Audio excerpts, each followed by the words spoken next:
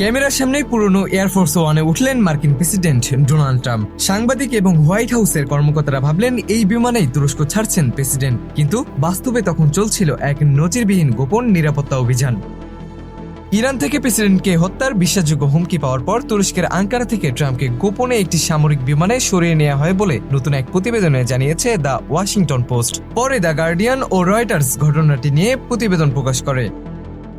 গত 8 জুলাই এই ঘটনাটি ঘটে। তুরস্কের আঙ্কারায় ন্যাটো সম্মেলনে অংশ নেওয়ার পর ট্রাম্প প্রকাশ্যে নীল সাদা এয়ারফোর্স ওয়ানে ওঠেন, কিন্তু কয়েক মিনিটের মধ্যেই তাকে বিমানের অন্য একটি দরজা দিয়ে বিমানবন্দরের একটি ক্যাটারিং ট্রাকে গোপনে স্থানান্তর করা হয়।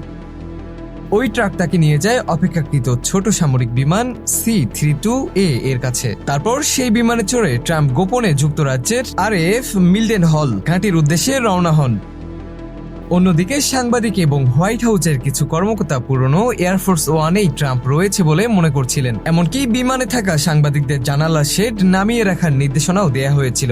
ফলে কোন বিমানে প্রেসিডেন্ট রয়েছেন তা আড়াল করাই ছিল পুরো অভিযানের অন্যতম উদ্দেশ্য। প্রতিবেদন অনুযায়ী যুক্তরাষ্ট্রের কাছে ট্রাম্পকে লক্ষ্য করে ইরানের পক্ষ থেকে একটি বিশ্বাসযোগ্য হুমকির তথ্য পৌঁছেছিল। এরপরই প্রেসিডেন্টের প্রকৃত অবস্থান গোপন রাখতে এই ডিসেপশন অপারেশন বা বিভ্রান্তিমূলক নিরাপত্তা কৌশল নেওয়া হয়েছিল।